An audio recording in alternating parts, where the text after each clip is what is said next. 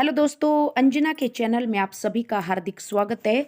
तो आइए दोस्तों, आज हम जानते हैं एक बिजनेसमैन की कहानी। दोस्तों, एक बिजनेसमैन था जिनके पास बहुत सारा पैसा था। उस बिजनेसमैन की पत्नी तो मर चुकी थी। उनका एक बेटा था जो कि पढ़ाई में बहुत ही होशियार था।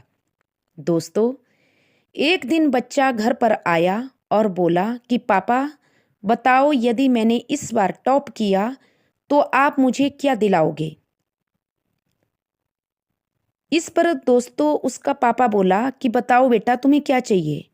उसने कहा कि पापा, वो जो बड़ा सा शोरूम है हमारे शहर में, उससे मुझे आप महंगी कार दिलाओगे।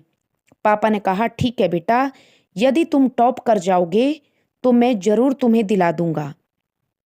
बात अब दोस्तों पक्की हो गई बाप बेटे के बीच में।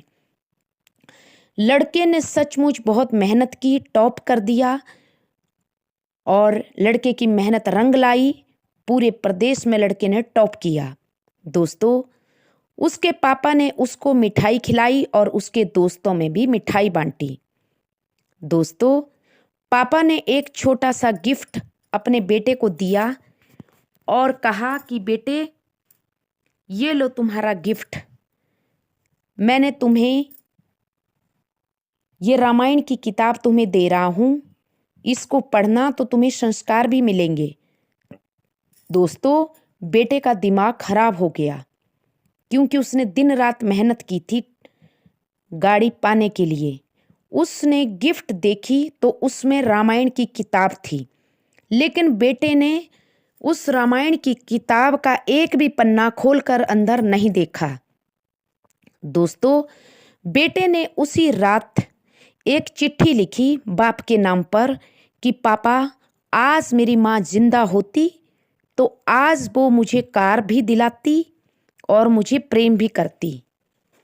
आज के बाद मैं कभी भी आपके घर में नहीं लौट कर आऊँगा। तो दोस्तों, उसने कहा कि पापा, मैं तब आऊँगा जब मैं रात दिन मेहनत करके ये कार पा लूँगा, उसके बाद मैं तुम्हारे घर में कदम रखूँगा और मैं खुद के पैसों से ही वो कार लूँगा। दोस्तों, दबे पांव वो लड़का रात के अंधेरे में घर छोड़कर चला जाता है। लड़का किसी शहर में शिफ्ट हो जाता है, वहाँ दिन रात छोटा सा कारोबार चलाता है। धीरे धीरे धीरे धीरे 8-10 सालों में वो लड़का सचमुच मेहनत करके 4-5 सालों में ही इतना धनवान हो जाता है कि वो कार वो खरीद लेता है। जब उस लड़के ने कार खरीदी और अपने जो जहाँ पे वो उसका निवास स्थान था, जहाँ रहता था, वहाँ पे उसने खड़ी की, तो अचानक वो सोचता है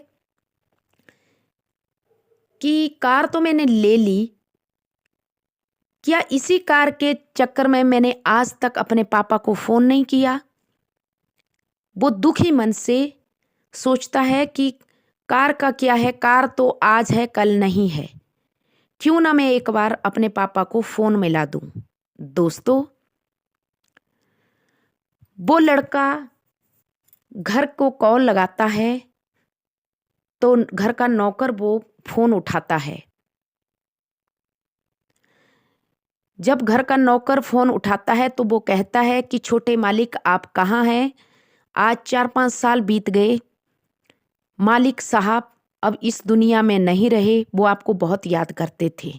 जब दोस्तों लड़के ने ये सुना तो वो बहुत ही ज़्यादा दुखी हुआ और उसने फटाफट फ्लाइट पकड़ी और अपने घर को दोबारा वापस आ गया। क्या होता है दोस्तों कि जब वो घर को वापस आ जाता है तो जो उस लड़के का कमरा था, जहाँ पर वो स्टडी करता था, पढ़ाई करता था, वहीं उस स्टडी टेबल के ऊपर वो जो रामायण की पुस्तक थी वो रखी हुई थी। उसके पिताजी ने जब वो उस रामायण की पुस्तक को खोलता है तो उसके अंदर एक छोटे से लिफाफे में कार की चाबी होती है दोस्तों, और उसमें साथ में एक चिट्ठी भी होती है। और वो चिट्ठी उसके पापा ने लिखी होती है कि बेटे, तुमने कमाल कर दिया, तुमने आज टॉप करके मेरा ही नहीं अपनी मरी हुई माँ का नाम भी रोशन किया है, इसलिए आज मैं तुम्हें कार की गिफ्ट दे रहा हूँ। और साथ में ये रामायण इसलिए दे रहा हूँ कि ताकि तुम्हारे को कुछ संस्कार प्राप्त हो और तुम अपनी आने वाली पीढ़ी को वो संस्कार दे सको। दोस्तों, जैसे ही उस लड़के ने वो चिट्ठी खोली और पढ़ी तो उसका दिमाग हिल गया और वो जोर जोर से रोने लगा। लेकिन अब क्या हो सकता था, उसके पिताजी तो इस दुनिया से जा चुके थे। लड़के ने बहुत ज्यादा दुख के साथ अपने मन में सोचने लगा कि काश उस दिन मैंने रामायण के आगे ये पन्ने भी पुस्तक के खोले होते तो मुझे कार की चाबी मिल जाती, मुझे अपने पिता से इतना बड़ा वियोग ना मिलता। लेकिन अब कुछ नहीं हो सकता था।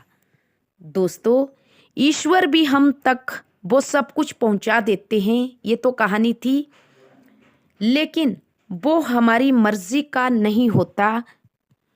भगवान का देने का तरीका अलग होता है। जो चीज़ हम चाहते हैं वो भगवान नहीं देता। भगवान हमारे लिए जो अच्छा होता है वो ही हमें देते हैं किसी न किसी रूप में। लेकिन हमें वो चीज़ थोड़े दिन बहुत बुरी लगती है। हाँ, उसके बाद अगर हम उसको एक्सेप्ट करते हैं तो वो चीज़ हमें बहुत ज़्यादा फल देती है। दोस्तों, भगवान की मर्जी के आगे हम इंसानों का कोई जोर नहीं चलता, क्योंकि भगवान अपनी मर्जी के अनुसार ही हमें वो हर चीज़ देते हैं जो हमारे भले के लिए होता है। तो दोस्तों, ये थी मेरी छोटी सी कहानी। आशा करती हूँ आप सबको पसंद आई होगी। तो please subscribe me my channel. Thank you.